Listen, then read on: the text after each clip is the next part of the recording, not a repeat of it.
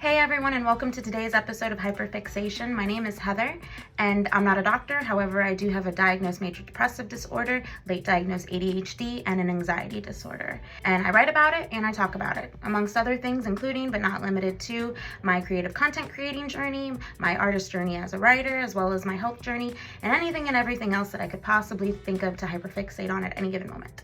So let's get started. Get ready with me while I talk about it. Where I'm at right now. Alrighty, so I'm trying another thing because the last time I did this, I was trying to figure out how am I supposed to make myself remember what I want to talk about, because it's and fuck it, I'll just go right into it. I think honestly that's one of my biggest hindrances with content creating and getting into this and doing this has been I don't like being in front of a camera. I don't know, I wouldn't even call it a flex. I feel more comfortable performing live. So the vlogging, I've never done the vlogging before. And that, I remember why I didn't want to do this. But I also know that it's really important for me to do this. And honestly, it was my diagnoses, living with them, not really seeing people like me on the internet that had my specific issues, and maybe the algorithm was just doing me dirty, and I wanted to share my journey because raw dogging life, and it's not fun figuring this out all on my own. And I'm so grateful for how far that I've gotten despite my circumstances. But if I had seen other people like me who had my same issues that I could have related to, it would have done wonders for me. So in this sense, as I'm doing this, as I'm embarking on these journeys, the reason why I'm doing this is simply because of the fact that the growth. I want to share because I'm a very giving person, and when I learn something, I like to share it with everybody. And because of the fact that if they're suffering and the answers that I have or that I found could potentially help them in some way, shape, or form, I don't like to gatekeep. So yeah, just to connect with my other fellow artists out there, let you guys know that you're not alone, and I'm not the only one who's doing this. There's so many artists that are doing this, so many independent artists that I'm so honored to even just be able to see their work as they post it and they put themselves out there to put it online. So I did something different. So instead of writing it on my mirror, my ADHD, eventually it comes in a circle, but it comes back. It always comes back. But I went in, I did a typed list, bulletins. So it's on my tablet and not on my mirror, because I'm going to be completely honest with you. Every time, because I did it in Sharpie marker, and then I was spraying it to get it off with Windex, because Windex, it works.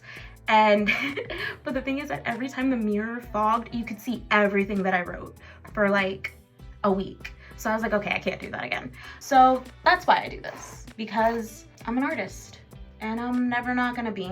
So might as well just dive in. I actually have whole pieces about that, about how I do everything unceremoniously, how I just jump into everything, and I don't really announce it.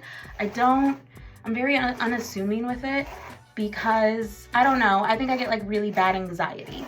I think the best way for me to do something is because if there's something that I'm trying to do that I really, really want to do, I've thought it dead. Dead. I beat the horse is dead. It was dead, it was cooked, it was ate, it's excrement at that point. And so by the time that I get back around to it and where I do it and it seems like an impulse, the reality is that it wasn't really an impulse. And that probably has a lot to do with the disorders. It's just that I knew, and I know that if I don't just do it and just rip the band-aid off where I'm not expecting it, where my ADHD and my major depressive disorder and and my anxiety, it doesn't get a chance to overwhelm me and then put me in that task paralysis. Yeah, the being on camera part, I think that's been one of the hardest parts for me, on top of the editing, because I always feel just such a failure when I'm editing. Reality is that I'm trying to pick up how to do the editing, but I'm picking it up from using the auto edit features in some of these programs. So just full disclaimer.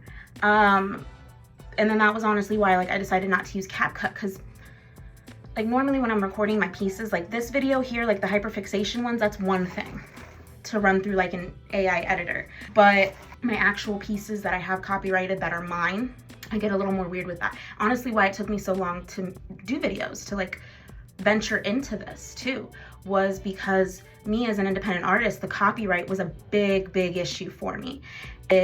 Unless I knew that my work was gonna be safe and it was gonna stay mine, I didn't wanna do it. And this is also an obstacle that I notice that a lot of artists deal with. That's why a lot of us are scared to like put our stuff out online, join Poetry Talk, all of the like, because of stuff like that, because we want to keep the rights to our work.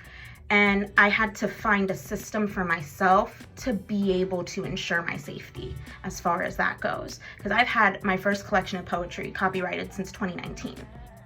Like, I saved up the money to buy my IBSNs, so I have those now too.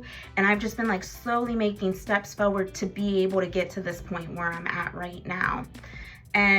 But I think my biggest thing that I'm having issues with too is just getting over, and each video it gets a little easier every single time. I don't know what it is. I just feel awkward looking at my own face. Like, it's weird. It's weird. So weird. So I use Detail, and I prefer Detail because they do have the auto edit feature. From what I researched on it, you keep the rights to your work. Like, you're good as far as that goes. When you go through CapCut and you use their AI editor, it's a little more sketchy because you could lose, depending on what it is. It's the content that you give them, you kind of just give it to them. And I wasn't okay with that. So, yeah, that's why I've decided to just stay away from CapCut, because Detail just overall, it seems safer for me to maintain and keep my intellectual property. Makes sense if I explain that right. I hope, I think.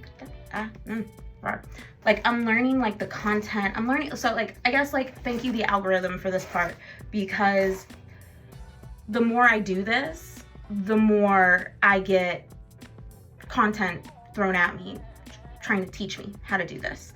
So I was like, oh, okay, cool. But like, there was like one tip that I picked up and I didn't get to save the video, and it was something about like, you want to do one high effort post, 2 like medium, and then like 2 or 3 like low effort ones. So I was like, okay, so I'm trying to learn how to do that, and just kind of like baby steps. Like, you guys, I am learning as I go. You are watching me be a turtle who goes out into the great ocean, and I fall a lot, but it is what it is.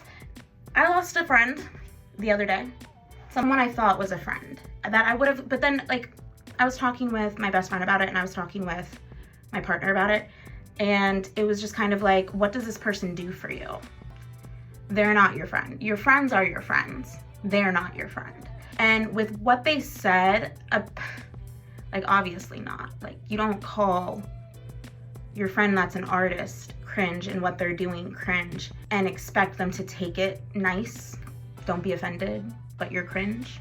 Like, when my brand is so tied to like who I am as a person, and my work is so tied to who I am as a person, when did being authentic become cringe? Apparently I overshare. I was like, bro, and like a line that I had heard was, or not that I had heard, that was said, was that I'm a firm believer in journaling. Girl, I journal. Guys, I journal. Like, you think I overshare here? You should see my journal. When I say that I can't talk about certain stuff that's going on in the back end that's really stressing me out, that is contributing to my inflammation. By the way, we're gonna talk about that because I have progress. Yeah, no, trust me, there are so many things that go on the back end that are literally for my journal specifically that y'all will never hear here. Yeah, I could overshare. I could really overshare. And if this is oversharing, if being an authentic person, if being real, if being honest about my struggles is cringe, call me cringita. I am cringita, and I like it here, okay? I like it here. But yeah, I'm trying to get better at cussing on camera. I'm really trying, guys. I'm really trying. Because I'm really good at shutting it on and off, but like, once you get past that professional stage of me, no, I'm a sailor. Like, I almost did it right now. I'm a sailor. Yeah, what is up with cringe, guys? Like, why does it feel so everything is cringe. Everything is why is everything cringe? Why? Like, when did liking things? When did being authentic? When did just being yourself? When did liking things become cringe? Like, I don't, like, everything being cringe is cringe. Like, the word has been used so much, it's just, you guys are making the word not cool anymore. Like, just let people be. Let people be in their internet bubbles. You want to know the best way to put out a fire? You deprive it of oxygen. Let people live. Let them be. Don't, like, why you gotta be a hater? Like, that says more about you when you're a hater than it does about the person you're hating on. Now, where I'm at, mental health journey. So yeah, I still have a lot of crud going on in the background. And I'm like, there's this like theory that I learned from my friend that, and I had always like described it with like major depressive disorder, but I didn't really like, this was a nice term that was put to it just because of it. There's like a theory. It's called like the spoon theory she was telling me about, where she only has so many spoons. And if she takes spoons from another day, like she only has so many spoons for that week. If she takes spoons from another day, then she has less spoons that day. And that was the thing. Like I would say that I could only do like one big thing today because of the strain it'll put on my body. And which I've gotten a lot better with, because my whole goal has been that I only had so many spoons now. And I wanted my spoons back. I've been trying to get my spoons back. And that's what the somatic exercises are helping me with. They're helping me get my spoons back. And so I would go through like my big thing, and then now I have, and then that would be like, I would have to take it easy for the rest of the day when I originally first, and I was at like the height of my struggle, because I am so grateful for where I am right now, and I still have such a long way to go, but at least I'm here, and at least I'm doing the things that I'm doing. I'm making these videos, I'm posting my work, I'm doing the things that I need to do, I'm writing, and on top of taking care of my day-to-day and all of the other executive functioning things that I need to do for myself. But yeah, it's still a struggle. And so like, cause like with major depressive disorder, like you're putting your body underneath all of that strain. Mine, it's becoming more apparent, mine's more complex PTSD driven versus like an actual chemical imbalance.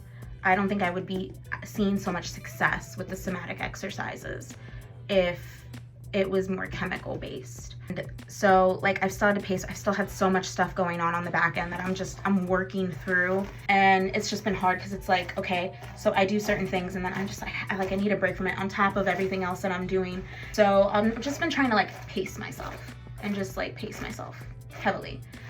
But I have been eating better, and I've been following that more.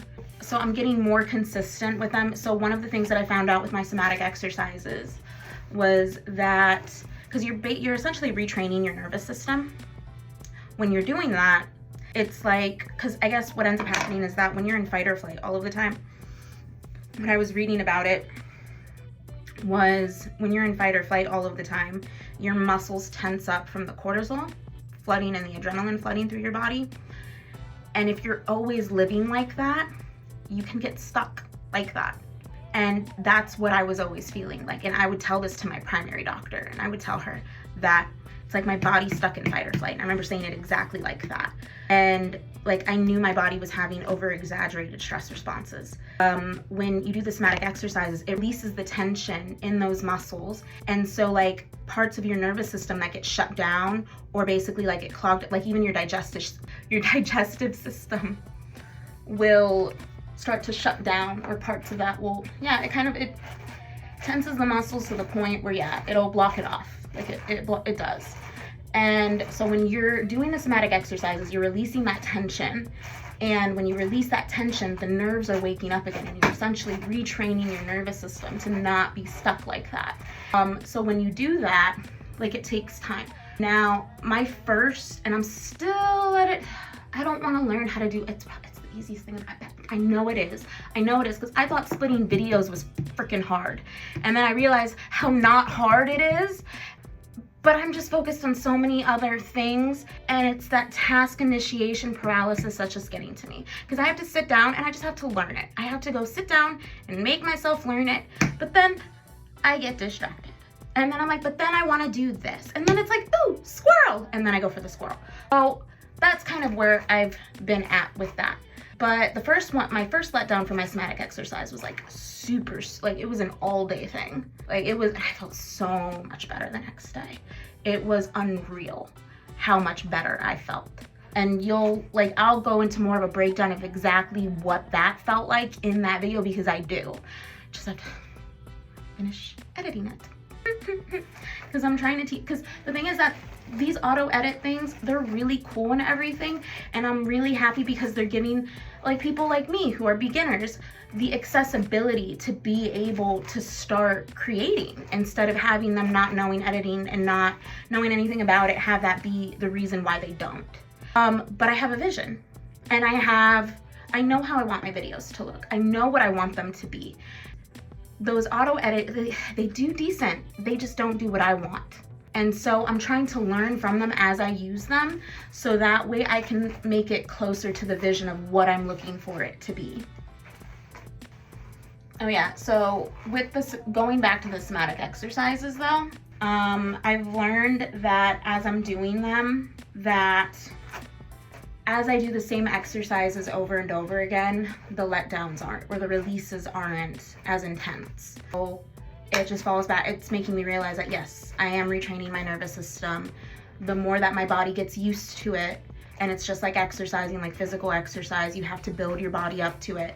But the more that it gets used to certain exercises, the easier the release is. It's not storing it, it really is retraining it, which is it's a lovely feeling. It's pretty intense when I'm doing ones that I haven't done before, or I haven't done enough yet, so my biological response isn't so intense because of what's stored in there, or just generally how long that they've been clenched. So it's kind of like if your muscles are clenched like that and they're tense, it's like essentially you have a balled fist.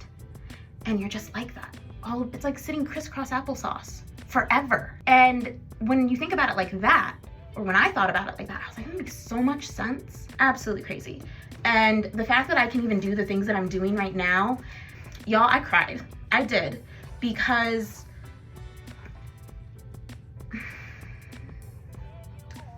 I've had waking nausea episodes since I was 12 years old.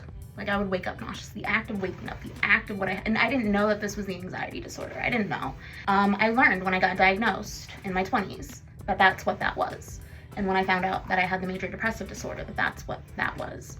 When I went on my first antidepressant, that was when I learned that that was what that was. And so to be able to wake up in the morning, like it's hard to live when even the act of waking up is hard.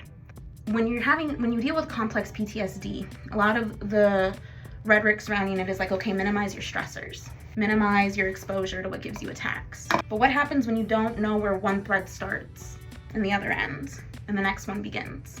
Like, what do you do then? What happens when the act of waking up is hard? What happens when living is hard? How do you minimize your stressors when everything is stressful? When everything is inducing that bodily reaction? That's just so painful and so excruciating. And that was my question for them. And that's been the fuel and the motivation for why I fought so hard to find the answers that I found, because I didn't want only so many spoons. I wanted the spoons that I had, and I wanted them back. So that's what this journey is. This is me following everything that I've always wanted to do with my life, the only thing I've ever wanted to do, while learning to live and overcome the obstacles that happen, and learn to live with the roommate that is my body. That's how I look at my body a lot of the times. I'm like, this is my roommate who I basically repeatedly took food out of their fridge and I never restocked, and now they don't got any more money, so they're not buying anymore, and they told me to work with what I got and to pay them back. So that's essentially what my healing journey is all about. Paying penance back to the body that's done so much for me over the years. And then as far as like my physical exercise goes, like I'm working on getting into more of a routine with it. Honestly, like I am so like atrophied because I stopped. I was working out pretty consistently for a while and then I stopped. And then it was like 3 weeks later that I finally started back up again. And I can just tell you right now, my body was not happy. Like, you know that you're atrophied when you can't, like, I was sore. It's so sad. It's so sad. I was just like, I was calling myself pathetic because like my legs were about to give out from under me. Like, you know you're atrophied when, like, you know, you already feel it. Like, the soreness is already there. You feel light in your legs. Like, if you sit down, you're just gonna fall into that chair type of thing. So I was just like, maybe I need to ease my way back more into this. Because the main thing is that, yes, I need the exercise. More than anything, I need the somatic exercises. And then on top of that, more than anything, I need to eat the way that I'm supposed to eat so I don't aggravate my disorders. Because even when a lot of the symptoms of the major depressive disorder subside from the other stuff that I'm doing, the ADHD is still there, and the ADHD still gets aggravated by my diet. And it does, and it really, really does. Like, I have to be on this anti-anxiety ADHD diet, and they're literally one and the same. So I do have to follow that in order to help minimize it, because it does help with the emotional regulation. And the diet will still affect that, even if it's not causing me the intense physiological pain that I get when my major depressive disorder is untreated and at its height. So I'm like, okay, let me just ease myself back into this. So I was like, okay, so I'm gonna leave it at because I didn't work out the rest of that week because of how sore I was. I just couldn't. I was like, I can't. I had to function. I still had to do other things. So I was like, okay, I can't. So it's like, okay, let's ease our way into it. Let me do once a week that week. And then this week, I'm gonna try to do it twice a week this week. And we're gonna see how that works. And we're gonna see if I'm walking around like a little old lady. Hopefully that'll do the trick. Maybe if I treat this the same way that I treat the somatic exercises, then I'll have success, more success, and be able to create sustainability in my routines. And that part, I guess I did talk about how, like, why it took me so long to start these videos. I did talk a bit about the my poor man's copyright, but I don't think I actually went into like how preserve it for the most part, or how like I'm working to actively make sure that my work isn't stolen from me now, or feel comfortable with doing it. I use Inkit, is the independent publishing platform that I'm on, and that's where my work is serialized and available. I have not paywalled it yet, and the reason why is because accessibility, and I have full control over that, because I can make it so that way it's subscription based and you have to pay to see my more recent work that I'm actively writing. But that's when I want to, and the proceeds would stay with me, and the copyright stays with me for my work, and I'm free to take it off at any time. But it's a German-based company, and actually another writer that I really, really admire. I think she's amazing. Her work is phenomenal, and she really showed me how, in real time, how you can monetize yourself on this platform for your writing. And her basically paving the way and going through a lot of the struggles that a lot of artists go through when they're dealing with stuff like that. It really helped me to feel confident and comfortable in what she was doing and the moves she was making, and being able to trust that not only were they the right decisions, but it was something that I could comfortably follow through on as well. So that's how I found Inkit. And so that was finally what made me, I soft launched my stuff like a year and a half ago. Almost, yeah, it's about a year and a half ago. And I remember when I did it too, I was actually laying in bed when I did it. And it was just like one of those things, like the being unassuming, like the most unceremonious way to do it. I'm literally laid up in bed and I'm with my partner, and we're just like, by the time I did it and I looked up and I said that I did it, they were looking at me like, what? Like, you did it? Because I had been going back and forth about doing it for like the longest time possible. And especially since the first collection was already copyrighted back in 2019. So that just, for perspective. Because what'll happen is that Inkit has really good copyright protections, like they'll screen to see if anybody else is trying to use your work, and they'll automatically go after them for copyright infringement. That's one of the things that I do appreciate about them. That, and just having full control over my creative direction and just being able to have a platform that allows me to stay an independent artist, because I really am trying to do all of this myself, and I am trying to make sure that I get to keep and maintain my distribution rights.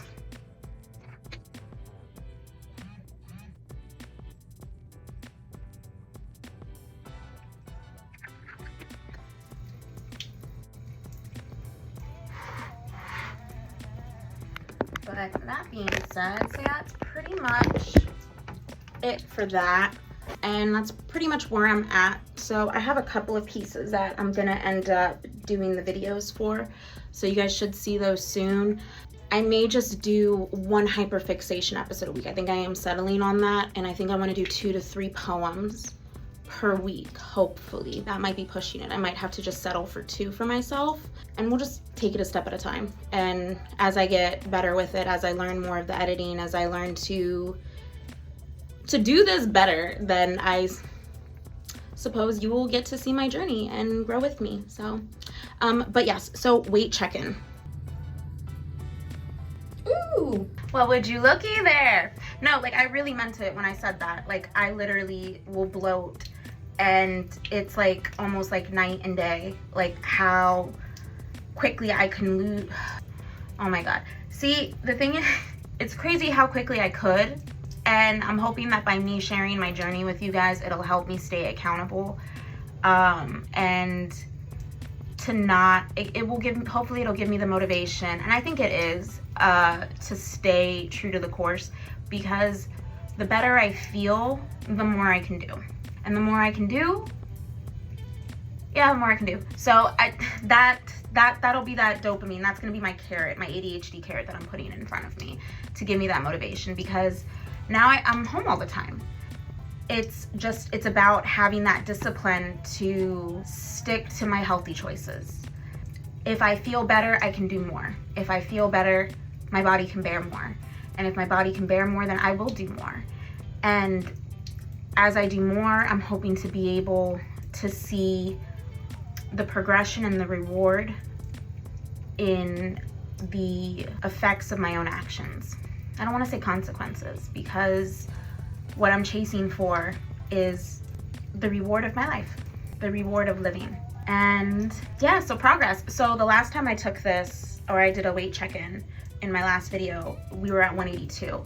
And over the weekend I had bloated like 5 pounds. So I had started off at 185, and then I went back down to 182. And then since then I've had a couple of on and off days where I'm telling you, right, I probably would have dropped more if I had been more strict, but I wasn't. I had a couple of days where on and off I was eating what I was not supposed to be eating, and it really, I paid for it. And it also had a lot to do with preventing me from being able to do certain things that I needed to be able to do. And that was hence like why I wanted to do these check-ins, because it would help to keep me accountable. So, yay! So it said I was at what? Hold the phone, hold the phone, hold the phone. Okay, so it says I'm at 178. So this is from 182, so 4 pounds. And we're just gonna assume it was all inflammation and water, because probably was. So hey, if you guys have watched this far, I really appreciate you guys. Thank you so much. And if you like my content, want to see more, then like, follow, subscribe, all of the things. And I hope to see you guys next time. Bye.